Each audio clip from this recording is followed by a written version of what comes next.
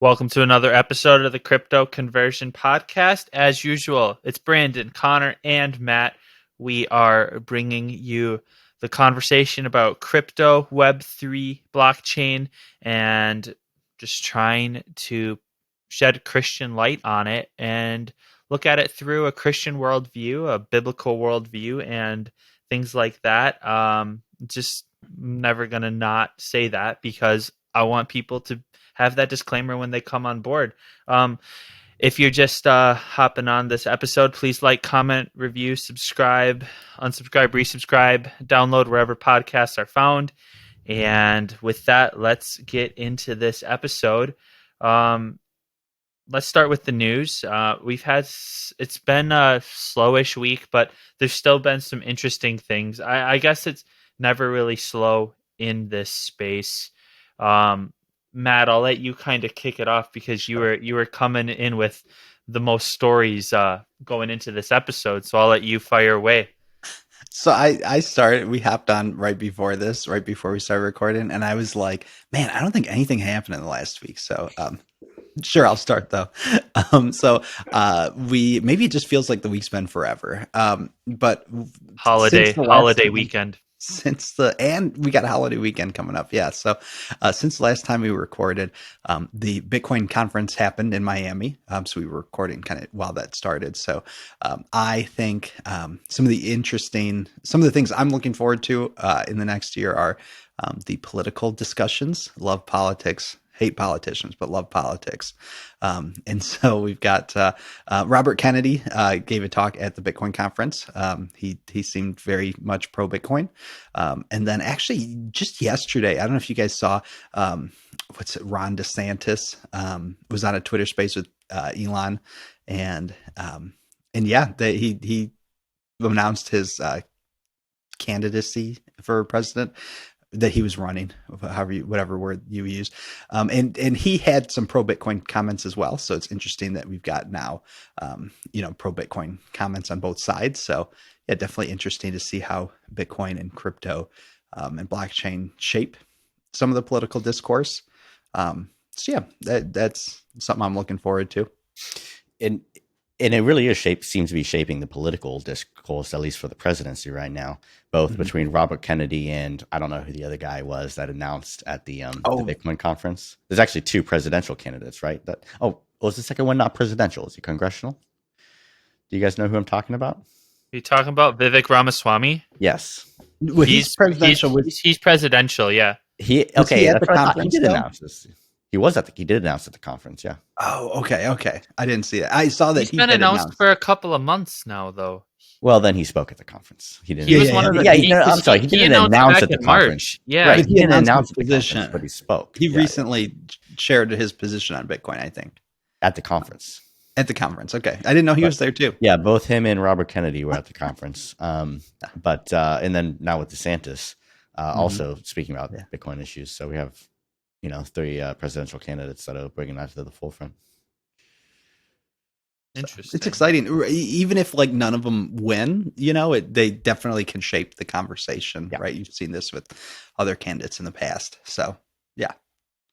Yeah, no, Vivek's been everywhere, and now DeSantis is going everywhere now. On that side, RFK, he's been making himself known too. I think that it'd be. I mean, not that this is a political show, but I'm interested to see what the discourse would be like if we did get a DeSantis RFK Jr. race, because it'll be a litany of issues that it would not it would be a completely different set of issues that would get put to the forefront from a cultural standpoint versus if we just had Trump and Biden 2.0. So I personally, I would enjoy it. That's at least where I sit with this. But this is a crypto podcast, not a political podcast, but I just think the conversation from a cultural standpoint would be interesting. And I think it would be way more pro crypto coming from those two guys than Trump or Biden, who just don't understand it really. So, I do think nor do they try to understand. Understands it a bit. I don't know if you knew he launched 2 NFT collections. Sold out very quickly. No, both their careers right now are being run by 20 and 30-year-olds who are making way too much money doing stupid stuff. Like, let's be frank here, honestly. White House is being ran by 20 and 30-year-old Marxists. I'm just going to say it right here, right now. Based. It's true. Yeah. It's Yeah. true. Yeah. All right. Any other news? Any other crypto news? The Celsius stuff's hilarious. Yeah, You wanna tell us Celsius that? is getting bought out by Fahrenheit. So Who's sorry, Fahrenheit? sorry, Who's rest of the Fahrenheit? world. But Fahrenheit reigns superior. Who is Fahrenheit? What do they do? I don't understand where this company came from out of the woodworks. I've never heard of them either until I saw that tweet about how funny it was that was happening. But Yeah. I just find after sitting through this Voyager fiasco, I don't think this is going to happen. Actually, I found that a lot of this, if it's too good to be true, it's too good to be true. I don't think this is going to happen, and I think that this is going to end the same way Voyager did, basically just paying their investors 30% of what they had in. June 1st, I think, is when we can start anticipating access to some funds from Voyager sitting in that camp right now that I currently reside. And I don't know, this week I've gotten really I just got really turned off by crypto this week. I just kind of I'm holding on to just Bitcoin and Ethereum right now. I'm just kind of the alts, and it's not because of our meme coin fiasco that we did. I'm still just like, I left those funds in them because it's not like it's a lot, but I'm just kind of like, I'm not done with crypto, but I'm definitely having a crypto hangover right now, just because of the way things are going. Bear market vibes. yeah, I was gonna say Big time, big time, Yeah. big Everybody time leaves. feeling it. Everybody leaves in the bear market. This is the No, time to no, push it out and build. I've been hanging tough You gotta build. for a while now, since last, like, I've been hanging tough in this time, and I'm trying to hold on strong, but it's just, sometimes it's just like, oh, like, It's an this exciting is such place a to be. drag. It's the volatility. It is The the ebbs industry, and not just the flows. market, but the industry volatility. Well, it's just finance as a whole. It's It is, just yeah. tough. Speaking of more volatility, I would say the major news that I was running across this week was the Tornado Cash hack, which was totally wild. Like, came out of nowhere.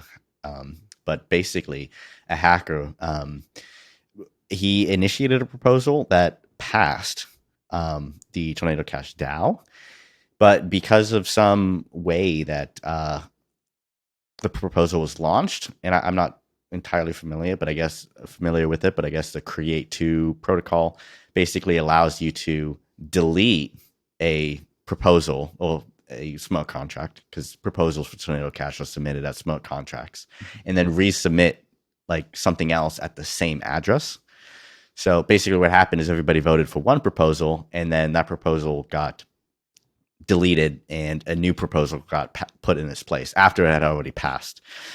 And the hacker basically took control of the whole DAO, drained the torn contracts of all of the people who were staking in the DAO, because you have to stake to vote, and you also stake to receive basically money from relay awards. So he drained it, and then he also minted himself, I guess, a bunch of tokens as well from the torn contract that basically outnumbered everybody else in the DAO. So he became the largest, vote holder, and basically totally wiped out the DAO. It doesn't exist anymore, as far as I understand at this point. So very interesting how that happens. Yeah, I think, and I know we've touched on this before, kind of the difference between having, there's a difference between having a governance model, to make changes when you need to, and then building something that doesn't need to be changed. And, if you leave this room for change, Totally. Yeah. And that is something that I feel like is particularly interesting about Tornado Cash is it's been so robust against attacks like sanctions, just because of the way it was built. So I've been going back and forth with some people on Twitter. It was helpful. Me and Matt worked on a diagram basically that outlined how the UI and the Tornado Cash smart contracts play kind of back and forth. And so we were able to kind of add something to the conversation that I don't think people were totally aware of. Just some concerns about how the UI relies on certain contracts that the DAO does control. So now in this case, the hacker controls these contracts. But of course, one thing that other people will point out is that you don't have to go through the UI. You don't have to go through the official, what they call the front end. It's what they call a proxy, basically. It stands on top of the Tornado Cash contracts and makes the process easier. But if you choose, if you have a UI that's built, you can interact directly with the Tornado Cash smart contracts, which are locked, which are immutable, which can't be affected by any DAO vote. But you have to have a UI that can do that. And that doesn't necessarily, as far as I understand, doesn't exist in the current form because everybody's been relying on the DAO front end that's maintained and, works nice and easy and is clean. So that's just another concern that you have to consider about how these DAOs are set up. Yeah, definitely.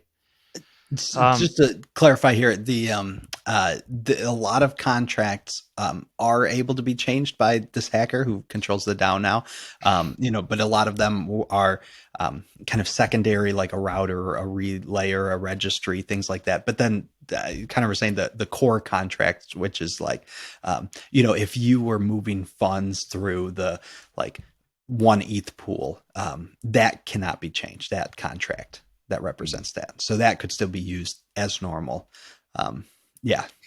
Basically the core functions of what Tornado Cash does cannot be affected by the DAO. Yeah. However, these other side functions that make the process a lot easier and a lot simpler can be controlled. So you have to know what you're doing. And most users, of course, probably won't be able to do that.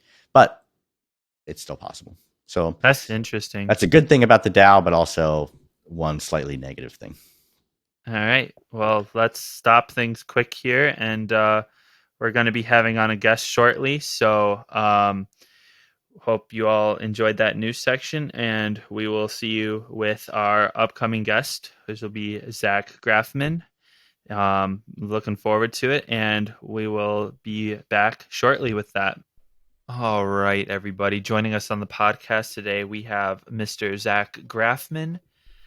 Mr. Zack Grafman has been doing a blog called Theofuturism, and he's been talking about a lot of interesting concepts and kind of got crypto pilled the same way we did, but is now more so branching out into the ideas around it in conjunction with the future and what Christianity might look like and being Christian in the future might look like. I'm kind of summing it up here, but I'm going to let Zack just kind of give us his background, how he kind of got into this space, and why are you blogging about what you're blogging about today. So yeah, without further ado, go ahead and introduce yourself.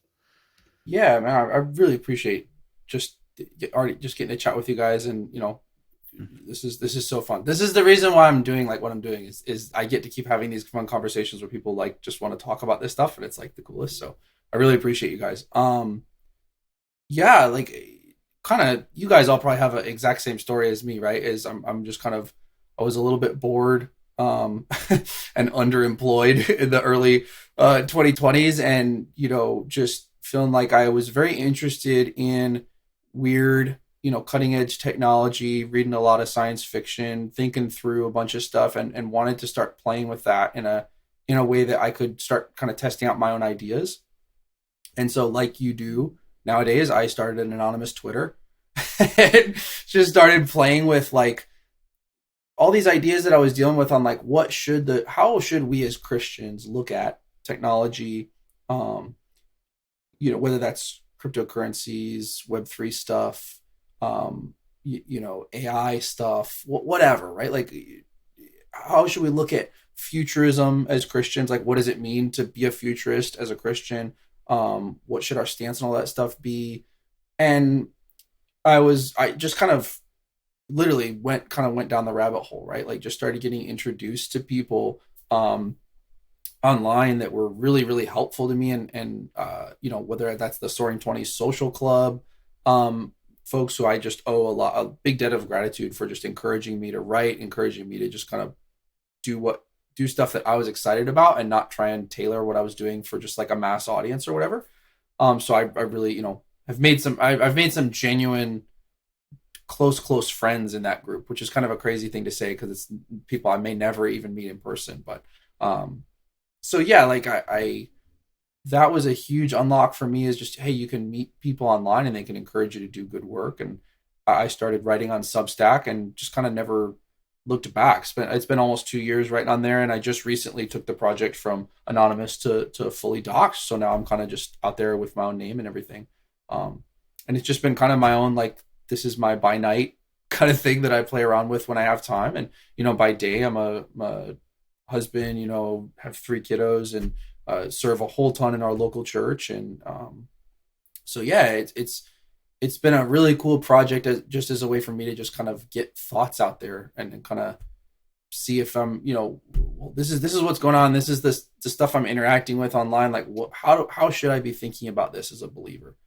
I'm a big proponent of, like, as a Christian, that is our primary way that we interact with the world, right? I'm a big, one of my least favorite sayings is when people say things like, well, you know, my faith is very important to me. And I know maybe I'm being nitpicky, but to me, it's like, no, like, as a Christian, Christianity, I always say is the reality key. It's like the thing that unlocks reality. It helps you understand what the world really is, what is really going on. It's the base layer to everything. Christianity is the layer 0. Anything else that you have in your life, it stacks on top of that and is worthless without that, right? Because Christianity is how you interface with reality.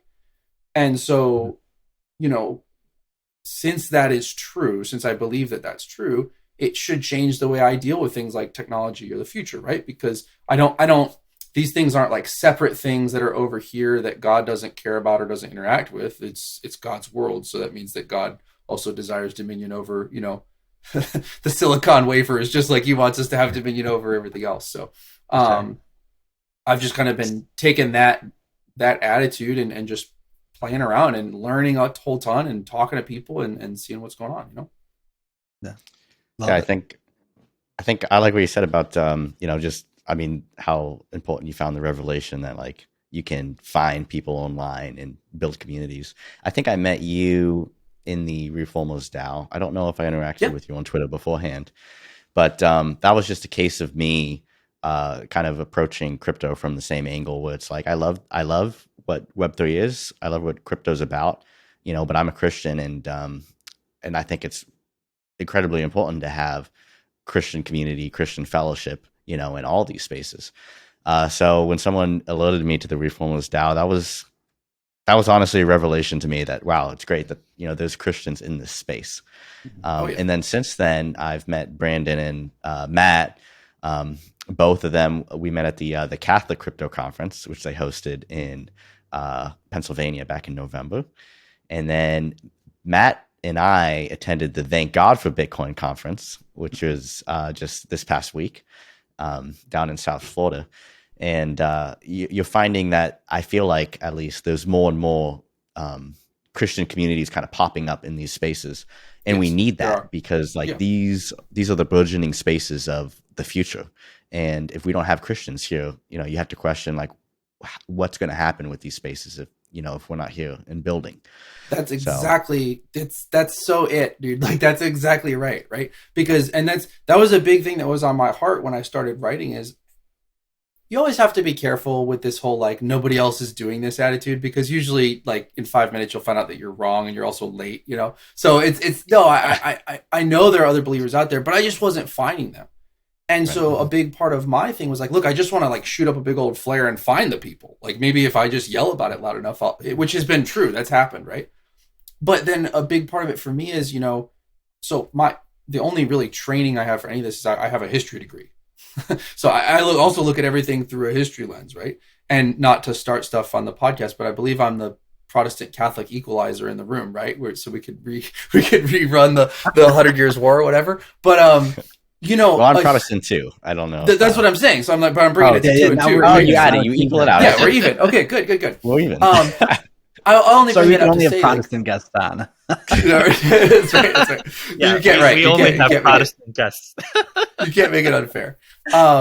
So historically, when you look at the church has always had an interesting relationship with technology, because technology is it's inherently disruptive thing, right? And I think you don't really need to look any farther than things like the Reformation, which we have a divided opinions on in the room here, obviously. But whatever you believe about the Reformation, like you cannot understand the Reformation and everything that happened after without understanding the technology that's behind it.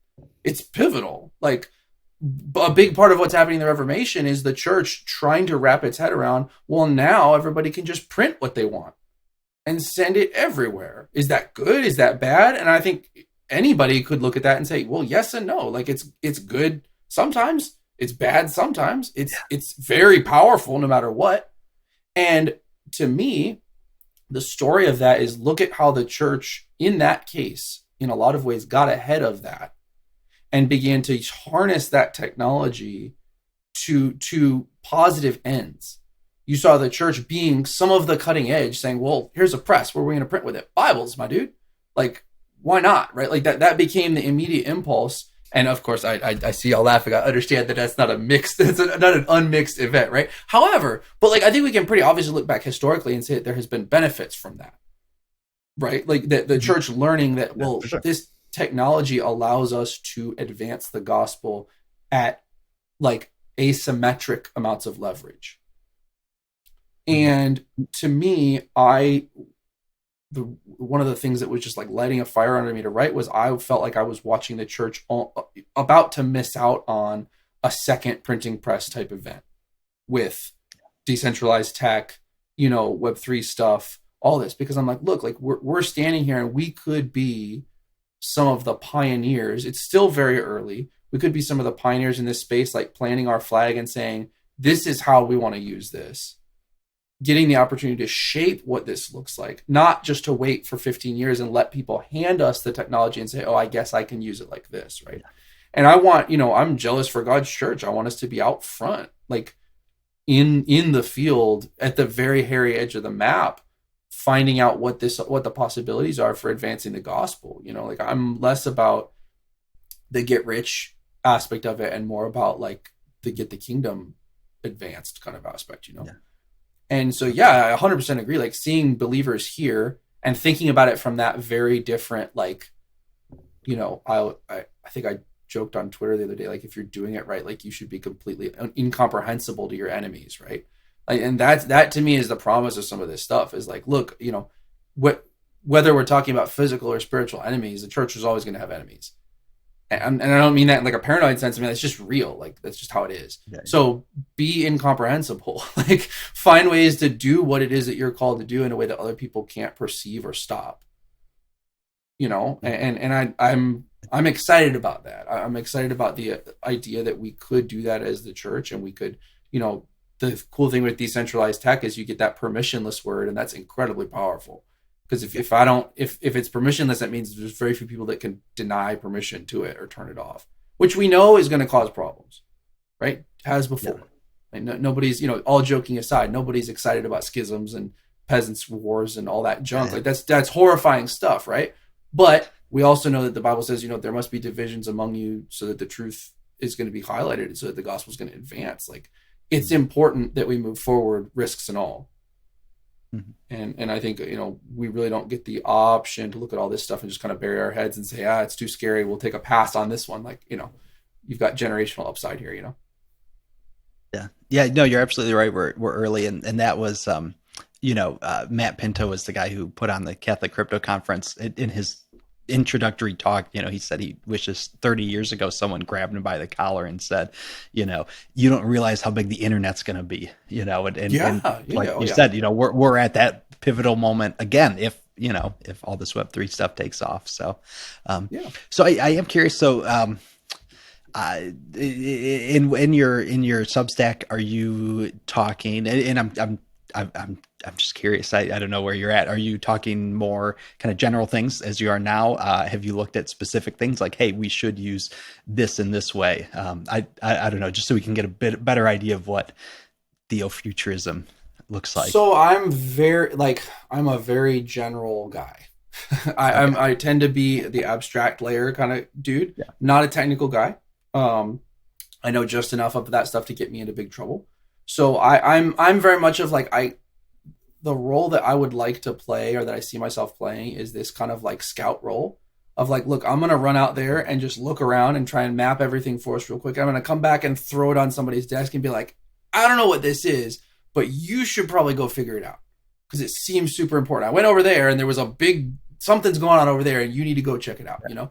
And because I know that like, I don't have the time and I'm certainly not intelligent enough or like enough of a Renaissance man to like figure out how to build stuff or, you know, bend this stuff to our wills the way that it should be.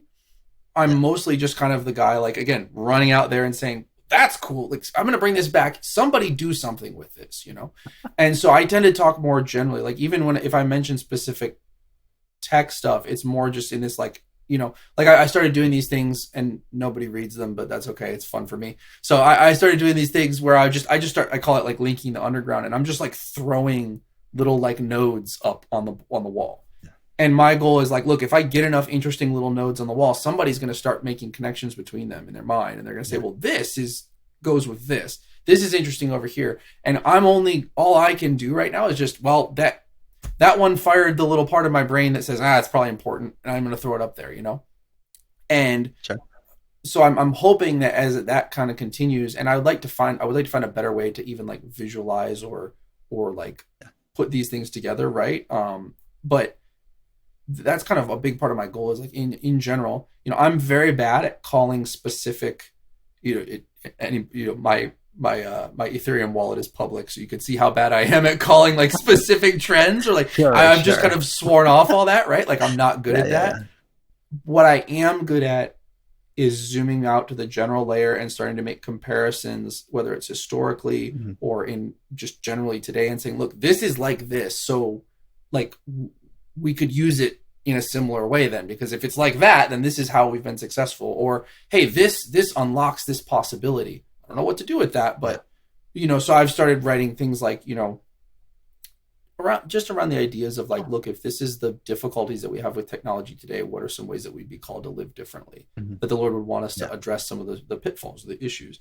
You know, what does it mean to look at the future as a Christian? What's the attitude that we should have towards that? You know, which to me is like aggressive optimism.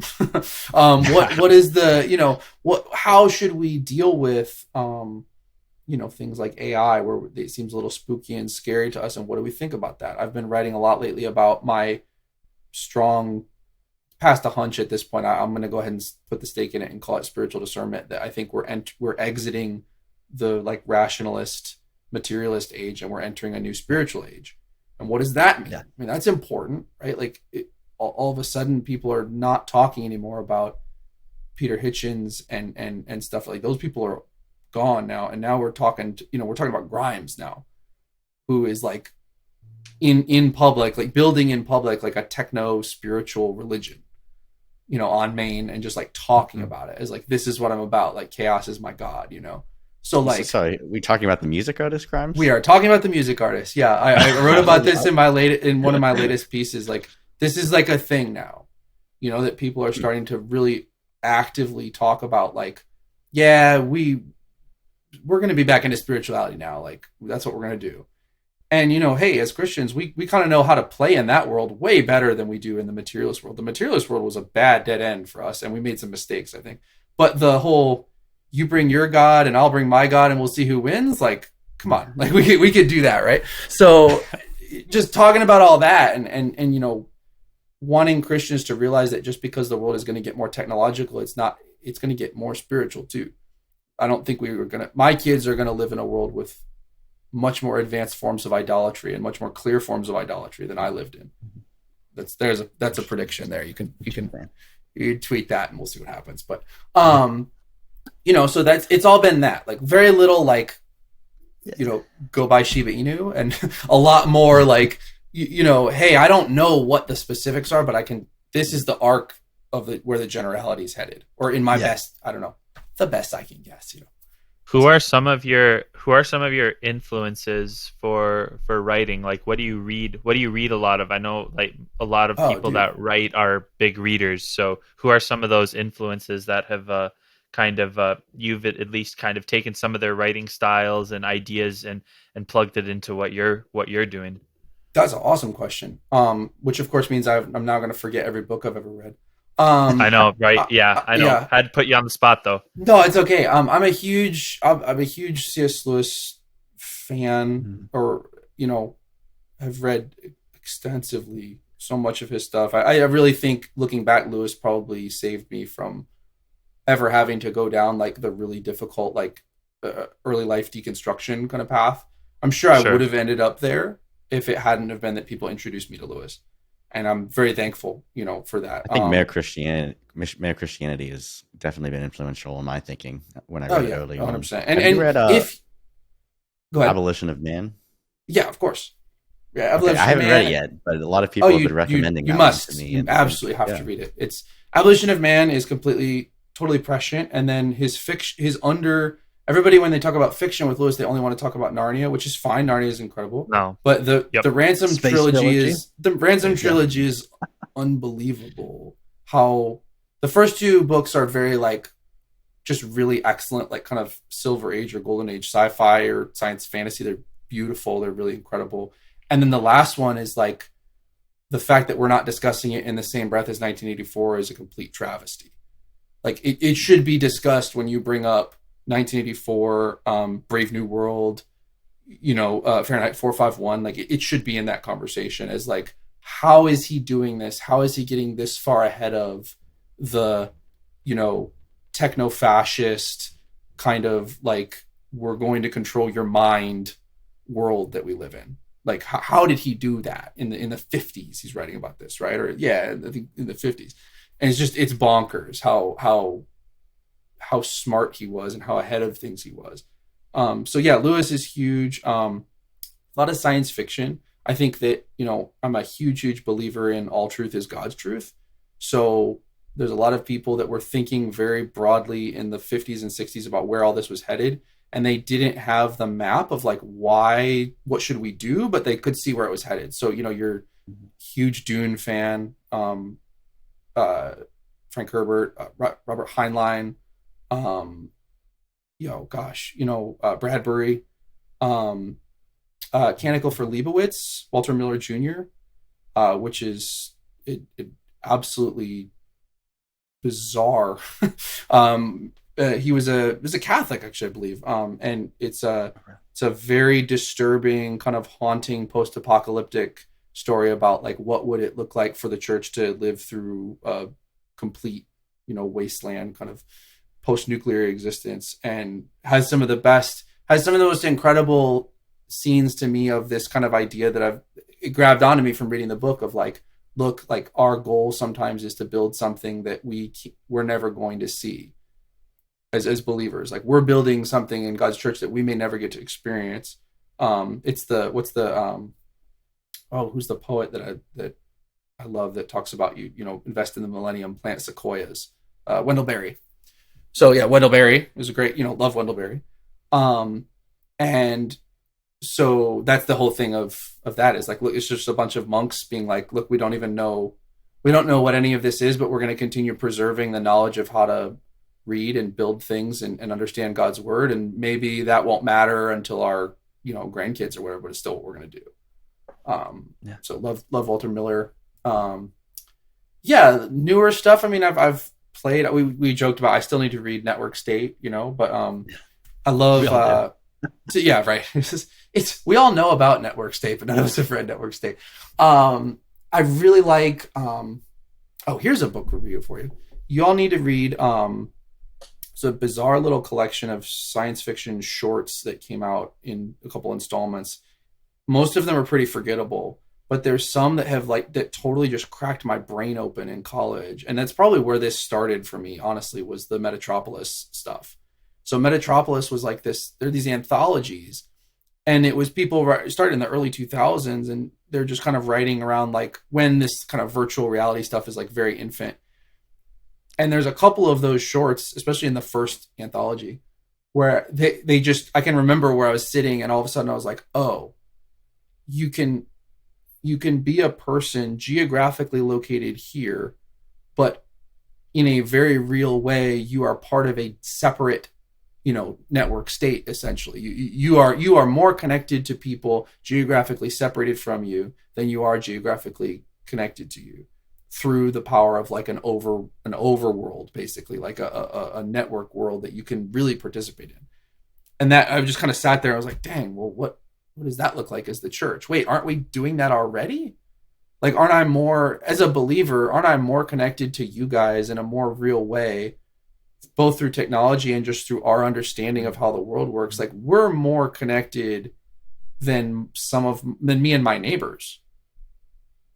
And if you've ever been on a mission trip, you know that that's true, right? Because you go on a mission trip and you meet some Christians in a place that you have no idea who they are, but within 15 minutes, you're more connected to them in a real way than you are to people that you've spent years working with, or because you're immediately working on mission together to instantiate the kingdom in this far-flung place, right?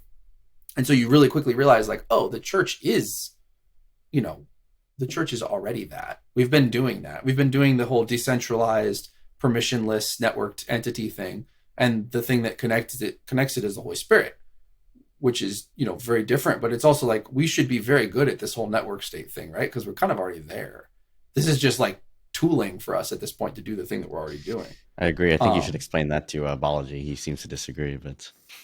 Well, yeah, that's fine. But he still likes our tweets, though, so it's okay. Well, that was, no, he liked one of our tweets, and it was me recommending to somebody else to read the network state. Like, he didn't realize that. Right, that's right. Read, yeah, like, he's the first chapter too. It was so funny. No, fill me in. Yeah. So no. Now you educate me. So fill me in, like, from his perspective. Because again, let's all talk about a book we haven't read. From his perspective, what, like, you kind of follow that thread you were on. The nice thing about the network state is he makes it very easy to understand. If you read just the first chapter, he breaks it down into the network state into like one sentence, and then like one paragraph, one paragraph, one page, and then so it's an interesting way of writing. So if you get through the first chapter, you can basically wrap your head around the concept. But it's then after that though he dives into like kind of like historically like we get more of his opinion brings into that, like what has led us to this moment. And so really in our episode about the network state, I feel like we mainly talked about, I think it was the second chapter, took this historical lens, and he, very very simply with very broad strokes said, in the 1800s, you had like the fear of God that, caused people to behave the way they did. And then in the 1900s, you had, fear of the state, the threat of the state to, behave the way you did. And then now we have, these networks emerging that force people into certain behaviors. So many questions. It was just so funny. He was like, I actually think he makes some interesting points, of course. Yeah, I'm sure. He's obviously a very smart individual. He is. He's smart, but I think we can take some things from him, but he has this kind of like Nietzschean concept of the world. Yes. At least he describes it to Nietzsche. He even quotes Nietzsche. Yeah. Yeah. But very heavy Nietzschean influence for sure. God was basically defeated by the state. The state has replaced itself in society, in the place of God. And the way he sees it, the network state, or this new function of society, is going to replace the state, basically due to the forces of the internet and Web3 and different political failings or whatnot. Which means that the network becomes God. So the Leviathan. He called them all Leviathans. Yeah, I love. If you've read, maybe don't use that word. Like what I love about that is that everybody like always loves Nietzsche because they read like the first part of the paragraph, right? God is dead. We have killed him. And everybody stops reading. The problem but then they don't even. So okay, philosophy major here. So go for it. People never look at the life of Nietzsche. He lived a very depressing life. It's like if you understood he was sick all the time. Everybody he ever loved left him. He never had a father. You would understand why he writes the things that he writes. He was intelligent beyond his years. One of the most like intelligent philologists ever, could do languages like the back of like his hand, and he Yeah, but he just died was so insane. depressed. He was so depressed, and Yeah. now you understand why he writes the way he writes and how he came to the conclusions, because he sat in his own thoughts for so long and kind of played the woe is me for so much of his life. And he basically, that's why he became with the Das Übermenschen. And it's like, this is why we have to become so strong that we essentially become our own God, and our own moral paradigm is the mantra that we use to live our life, and that's what makes us tick, and that's how men can become God, essentially. So I know So I I gave found a it. This really is the 30,000 foot view elevator pitch there, yeah. but that's honestly how he came to the conclusions he did. It's hilarious when you All look right, at this is his this is the life. rabbit hole we're going down. This is the rabbit hole we're Yeah. going down. I found it. So Perfect. this is a huge thing, right? Because as Nietzsche is a very important person, I think, as someone who's read very little Nietzsche. Let's just keep talking about books that we've never read. But like, what you don't have to read that much Nietzsche to understand what he's at, right? Is he says, God is dead, we have killed him, and what will we do now that we have killed God? What will we do now that we've sponged away the horizon? Right? It's chilling. Like he's perfectly describing what our situation is. He's not wrong. He's very right. He's saying, without God, we are now trapped in a moral hellscape. Like, what are we going to do? He's trying to shake the reader and be like, don't you get it, dude? Like, this is where we're at. And as a believer, he's actually correct, right? And part of the bizarre part of Nietzsche is the whole, like, existentialist thing is only wrong because the people that are writing about it don't understand how to do it correctly. So, who's the father of existentialism, right? In a sense, it's a Christian, isn't it? Yeah, Kierkegaard? How do you pronounce that? Kierkegaard. And so the whole thing with Nietzsche is like, he's like, oh well, he just doesn't understand Christianity is all. He's just very bad at getting Christianity. He's like, oh, Christianity's weak and it makes you weak, and so we need to be the Übermensch. When really Christianity is, God is describing for us the process to become like God. Like that is what, like, if you read, we will become like him because we will see him as he is. Like that's what, the New Testament tells you, like, yeah, we messed this up. We tried to become God in our own way. Now God is going to do it the right way.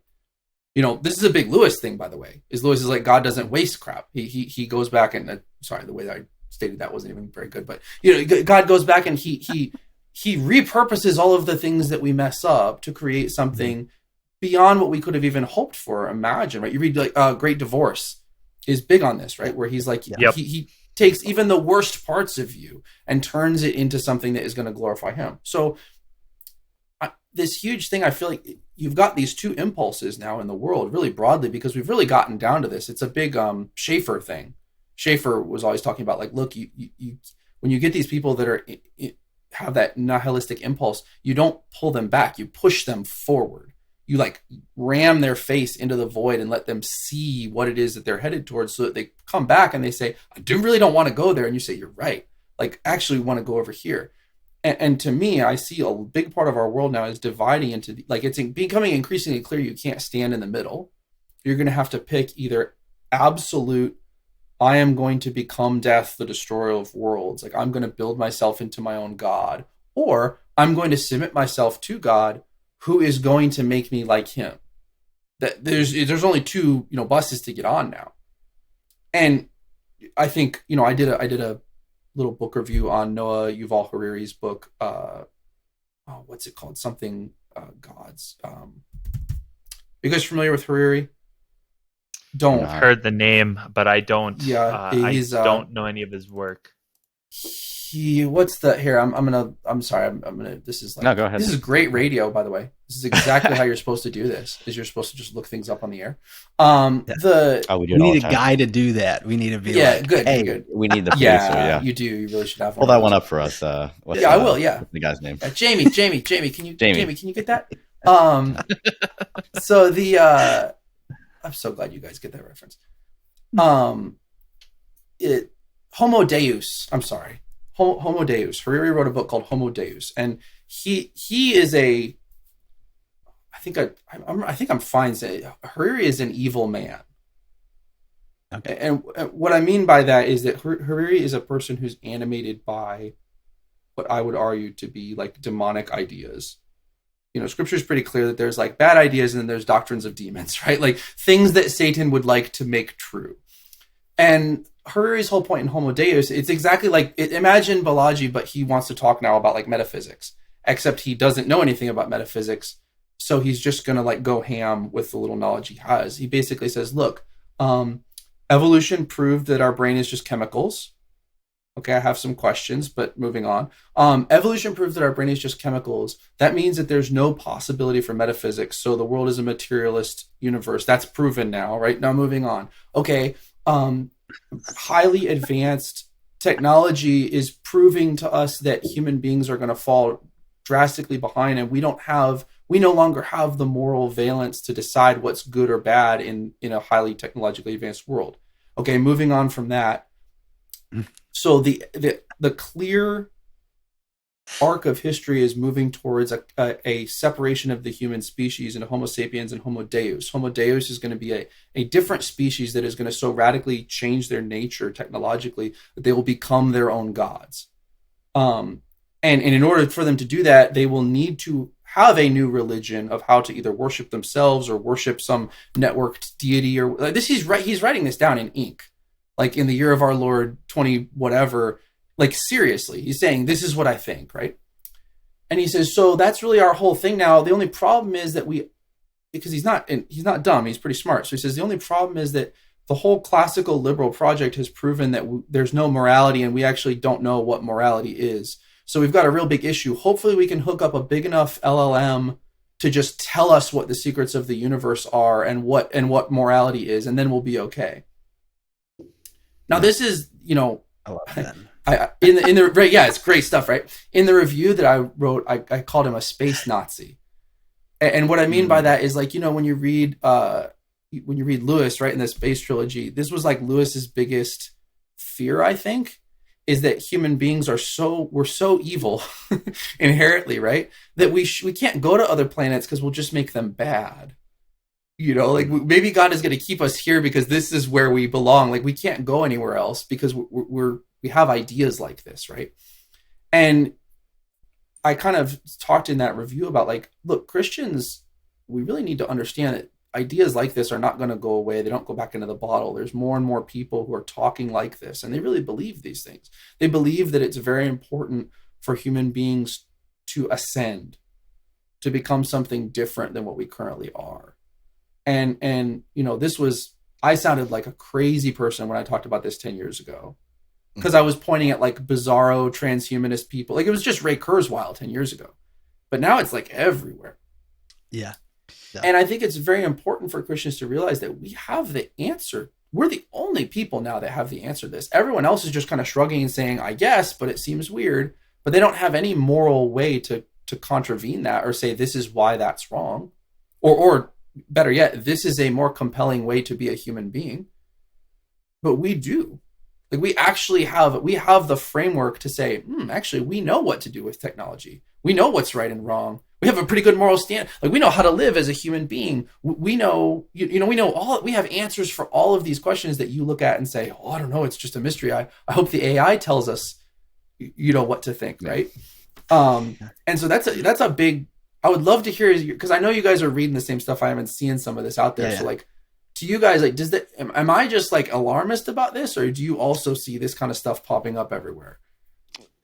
It's definitely popping up. Yeah. And I think it's something we want to talk about maybe in a future episode too. Just because there's a lot of claims about, this is the buzzword, at least that I see going around, especially Christian circles, is this techno humanism concept. And, I think you kind of have to tread the line a little bit between alarmism and, I like what you said, this aggressive optimism kind of mindset. But it's an important question, and it's particularly an important question around these developing technologies, because you've seen this happen in the past. It's human nature, but we're guided by ideologies. When these concepts kind of leak into a mind space, like that guides the decisions we make and kind of how we progress right through life. So even looking at like the Protestant Reformation, whatever end of that you end up on, I think it's pretty non. I don't think many people would argue that ideas from the Enlightenment definitely seeped into the conversation there, right? Yeah. And so you're kind of seeing the same thing happen here with these new technologies being adopted, and it's like these ideas that people are talking about and reflecting upon, and like a mirror looking into, this affects how we build, what we build, and Yes. ultimately what the future is going to look like. And so I think that's kind of an important thing that we're trying to bring to the table. And this is something that Matt, like before we went to the Thank God for Bitcoin conference, this is something that we talked about. But we really hope that the conference would not just be, here's this cool technology, Christians need to learn how they can use it and take advantage of it. But also, okay, what can Christians bring to the conversation? Because if we're not here in this space having, intentionally Christian conversations or bringing a Christian worldview to this space, like, then what is the worldview that is affecting, the minds of the people who are building these spaces? So it's a really important conversation. But at the same time, I think sometimes we as Christians have the tendency to want to raise the alarmist bells and put too many warning signs up that causes us to not actually build. And if we're not the builders and we're just the ones that are on the outskirts, with our doomsday signs, then just to be clear, like to me, this is part of James Poulos' thing is I think he like, I have not read enough of his stuff, but the stuff I've gotten from him is like he can come across as this very like, even the slow human forever, like makes you think that he like is writing in a basement on a typewriter, right? But like that's not, to my understanding of him, he's more like no, you don't understand, like we have to wield the hammer to keep other people from doing it. Like we have to be the ones in control of our computers so that someone else doesn't be the one who designs, if someone else animated by a different ideology that I repudiate builds the tools that I depend on for my livelihood, that does impact me. Right. And that's not just an alarmist thing. That's like you're saying, like, hey, at some point, if the whole apparatus of what we do with the printing press gets co-opted by the Enlightenment, turns out we build Enlightenment stuff.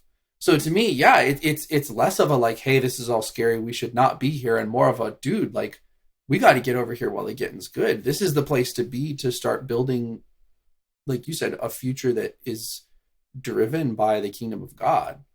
A future that looks at the world and says, like, these are what we use these things for. Like, let me show you what this could be like, what this should be like, And I don't think that needs to be an alarm. I hope that it isn't an alarmist thing to say that if we don't do that, other people will. Yeah.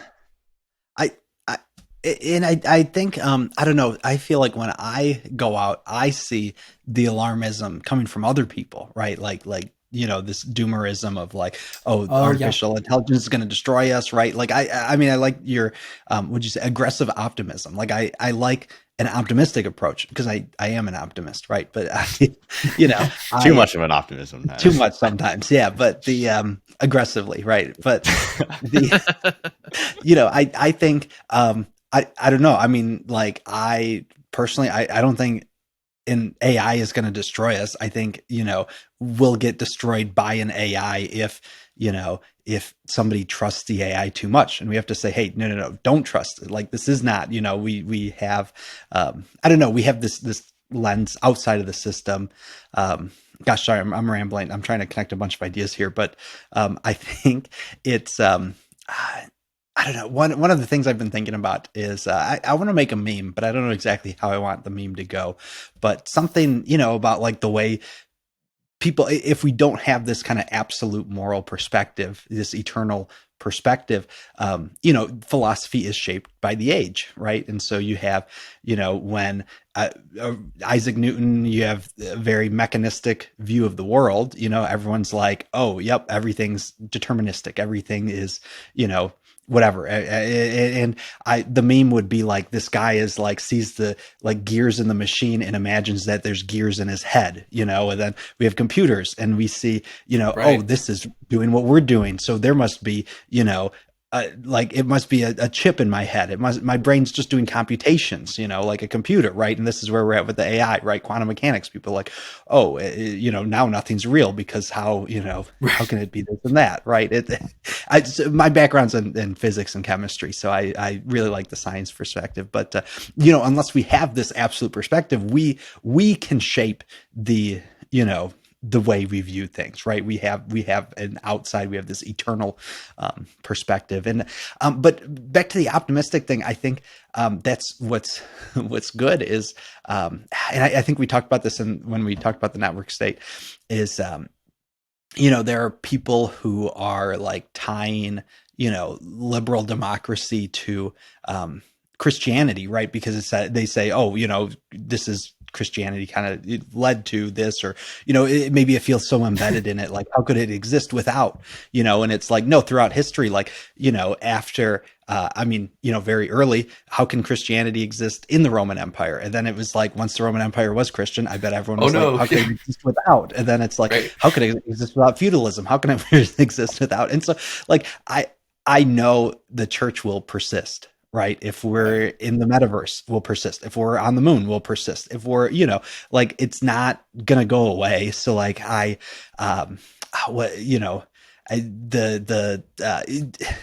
this is what's interesting. I've always thought this is interesting too. There's a lot of you follow those philosophical people or whatever, and they say, or the cultural, I'm trying to think of some of those accounts, but they say, oh, there's this guy and he wanted a statement that was always true, and he said, oh, this too shall pass, right? And then Jesus, though, he says that, but he says heaven and earth will pass, but my words won't pass, right? I'm misquoting it because I'm Catholic, so I didn't read the Bible that closely, right?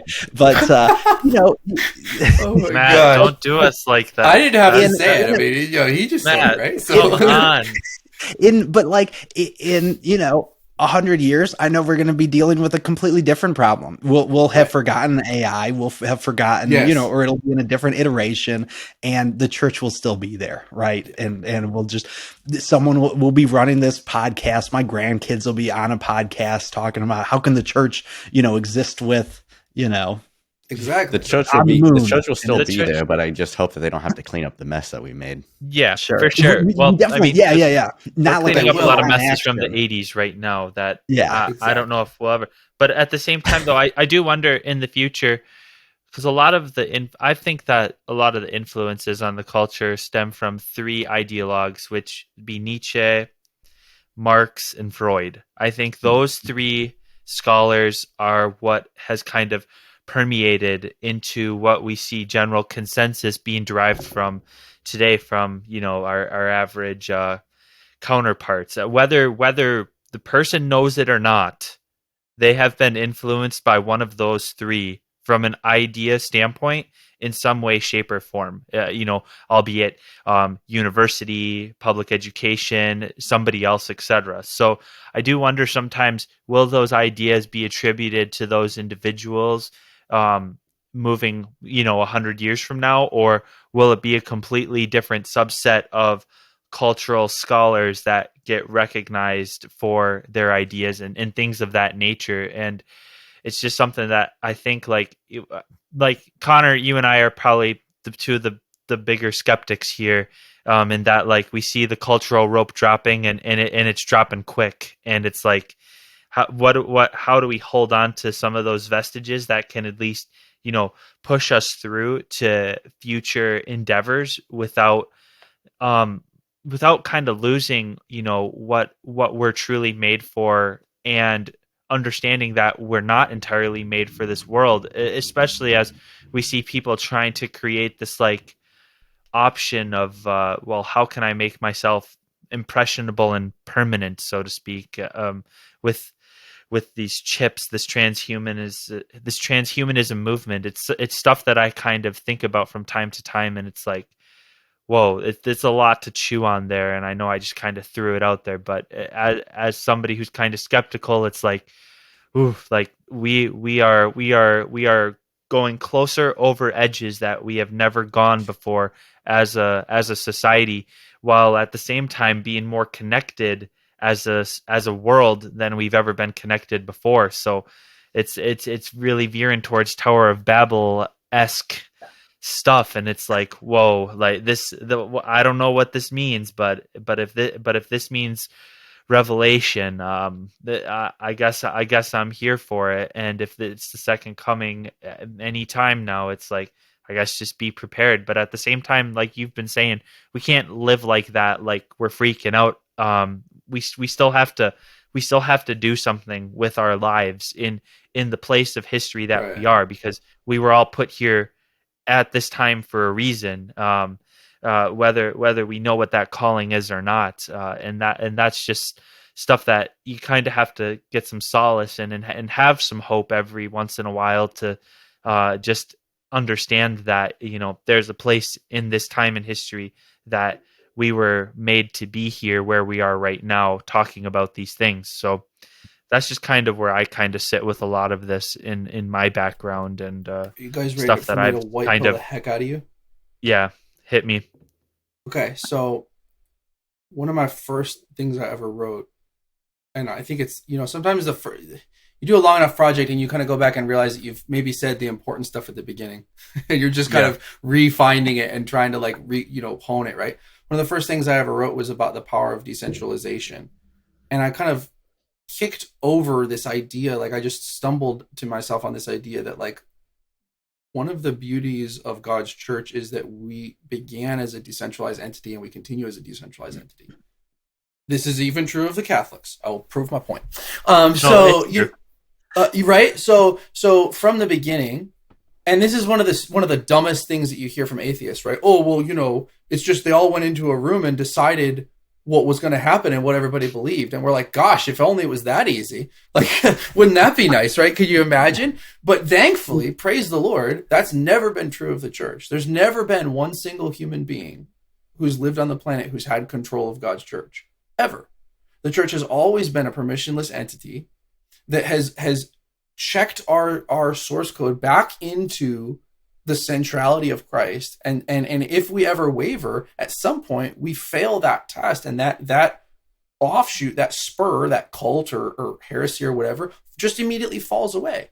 Within 10, 20 years, you had people saying, I don't know, man, these Gnostics, it's just all going to go down the tubes. It didn't, though, because the Holy Spirit immediately proves out this is what is according to right doctrine, and what doesn't falls away. I mean, we could sit here all night naming, historical heresies and movements that look like they were going to eclipse the church. You've got moments where Athanasius is literally like, I don't know, dude, I'm pretty sure that Jesus is God, though. Like, I know that you all don't think that, but Jesus is God, right? And the Lord still carries his church forward, right? That's always been the way it's happened. And the decentralization makes us completely indestructible. Every individual Christian is running a Christianity full node.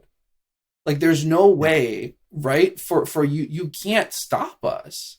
You can do whatever you want. How many of us are you going to kill? Like we each of us individually have the fullness of God's presence and his Holy Spirit within us. So what are you going to do, dude? Right? We multiply faster than you can take us out. That's pretty historically proven, right?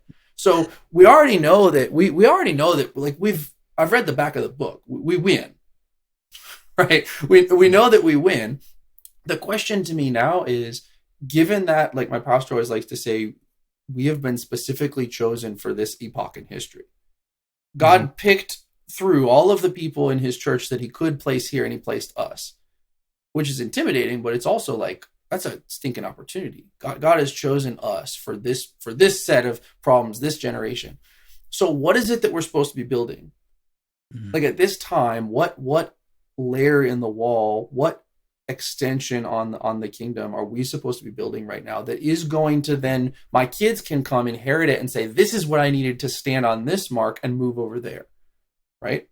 And to me, as far as I can tell, we are in a radically transitional period in history. no complaints, right? Seems good, right? Nope. We're Yep. in a Sure. big friction point between A and B. We don't know what B is going to be yet, but it's not going to be A anymore. No more centralized institutions. No more, we're not going to look to mainline authority figures. All that is gone. If you're hoping to resurrect that, good luck. It's never coming back. The world that you grew up in is never coming back. The world of 2019 is never coming back. No. It's gone. So the only thing that you do now, right, is you look forward and say, so what world are we going to build? Mm-hmm. Given that we have access, we have all things, every treasure in life and godliness, we have access to God's word. We have all the things that our forefathers had, right? All the men that we look up to that we say, well, they built this, they built that. You have everything they have. In fact, you've got kind of like all these extra advantages, right? You've now got these asymmetric technological advantages that they would have just kind of salivated over. So now it's an imagination problem, right? You don't have a power issue because you've got asymmetric ability to accomplish the things that God puts in your heart. Now it's an imagination issue. We're not thinking, in my opinion, we in the church are not thinking big enough. Yeah, we just simply aren't. We are not conceiving the scale at which God wants to use us to radically reshape what the globe is going to look like in 15 years if the Lord tarries. Because if we were, I think we'd be excited right now. This right here is you're at the pioneer stage kind of moment, right? In American history, we've got a perhaps not completely unambiguous period in our history where basically most of the territory was just completely unknown, and so that meant that the people that were going to succeed the most over the next 50 years were the people that took the maximal amount of risks. It was insanely dangerous to get out on the frontier, but if you got out on the frontier, you could be in a place where no one else could tell you what to do, and you could build whatever you wanted, so that by the time everybody else got to where you were already king, right? So that is where we're at right now, is we're looking out over the edge of the frontier, and at this point, it's just about risk management. It's just about like how much risk can you and your community take? How much risk can you survivably, endure? What kind of things that you can build that you're only going to be responsible for, because nobody's coming for you on the frontier, right? Like nobody's going to bail you out. There's no police, there's no fire department, there's no sheriff. You're out there with the reducible community that you have, that you can have access to. Don't rely on anybody else. That's kind of why I push back against some of the Christian far right kind of nation building project right now. I understand it. I get it, right? Like I grew up with that. I grew up, under the tutelage of like, what you would call, I guess, like a dominion theology type way of looking at the world, which sounds very much like what I'm saying, right? It sounds like, yeah, go colonize the U.S. Senate and make everybody, reinstate the blue laws and do all that, right? But here's the problem though, right? That's not big enough. That's not big enough. That's like watching the Roman Empire crumble and saying, but what if we were the emperor though? Bro, yeah. You want to be the emperor of that? In 20 years, there's going to be barbarians squatting in the ruins of what that is. You've got to skate to where the puck is going to be.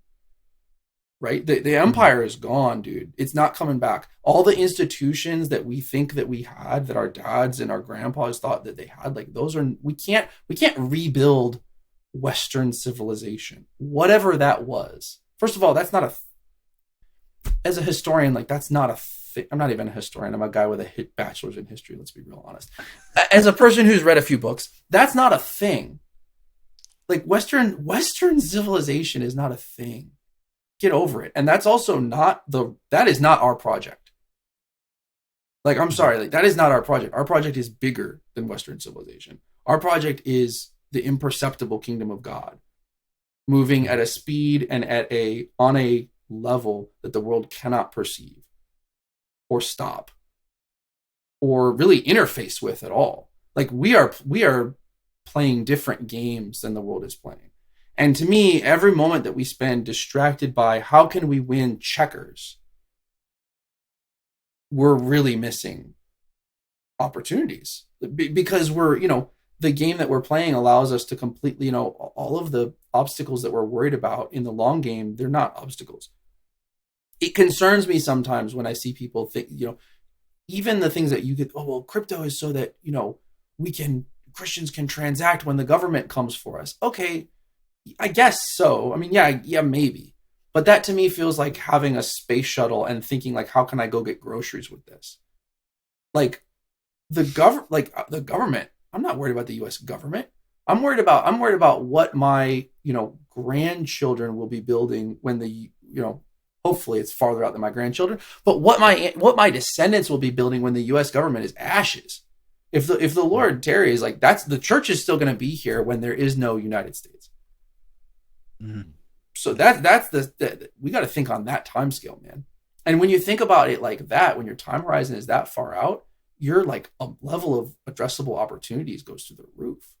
It's like, oh, I actually, now that I have tools to build a community that's so hardened against all of these things, right? A community that isn't concerned with the things that concern Twitter. A community that's not bugged by the things that are bugging all my Facebook friends. A community that's thinking about this, right? And now for the first time, we have decentralized tools, I think, that actually allow us to do that. We have tools to build communities as Christians that allow us to it's not even exit. It's just be at another layer. Exit is like we go live in Montana and we have a compound and we'll shoot you. It's not a very Christian project, but I'm talking about like layer 2. Like I'm here right next to all my friends and neighbors, but I am building a thing that you don't even understand. That's what I'm starting to pray about, is like, how do we do that? How do we convince the people in our lives, in our churches, that was kind of the project all along, right? It wasn't, let's save the Roman Empire. It was like, dude, we have people in Caesar's household. When Paul says like, bro, like I got, God's getting people in Caesar's household. What do I care about what the Roman Empire is doing, right? That's so. True. Sorry, I know I went on a super tangent, but to me is the opportunity that we're facing with some of this, and that's what gets me excited about the technologies. It's just tools to build that. No, that's awesome, and that's a great way to kind of end our time here, Zach. So, just where can people go to get more of the ideas that you're throwing out there, and where can people follow you? Oh yeah, so I'm at theofuturism.substack.com. I'm sure the guys will be kind enough to throw links up, and then my Twitter has changed so many times, so I'm going to make sure I get it to you correctly. The Twitter is at Theofuturist, ending with a T. You can just search Zack Grafman on Twitter now, and you'll find me. So and I'm the big thing I'm excited about. I'm hoping, Lord willing, to start a podcast really quickly that I think I'm going to call Infinite Dominion.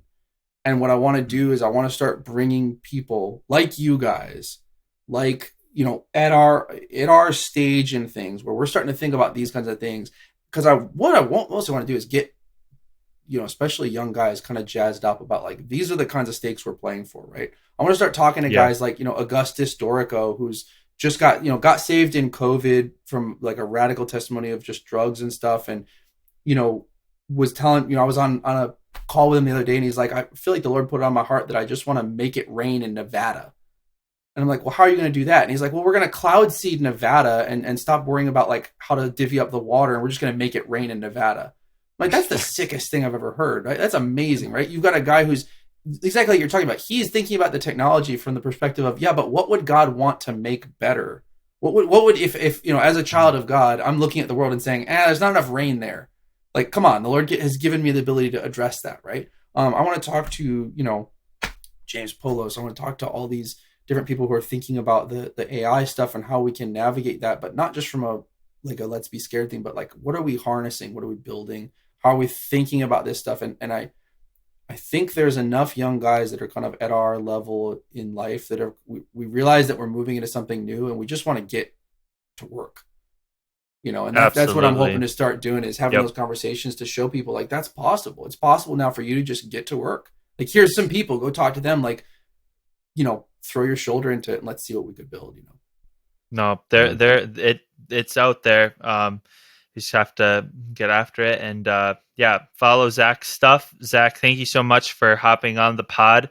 We'll definitely invite you back when we're ready to talk some more big ideas. This was awesome, and we hope everybody that listens follows you, and just appreciate everybody for stopping by and listening to us and or watching us on the YouTube. Hope you enjoyed this episode, and we will see you on the next one. Peace.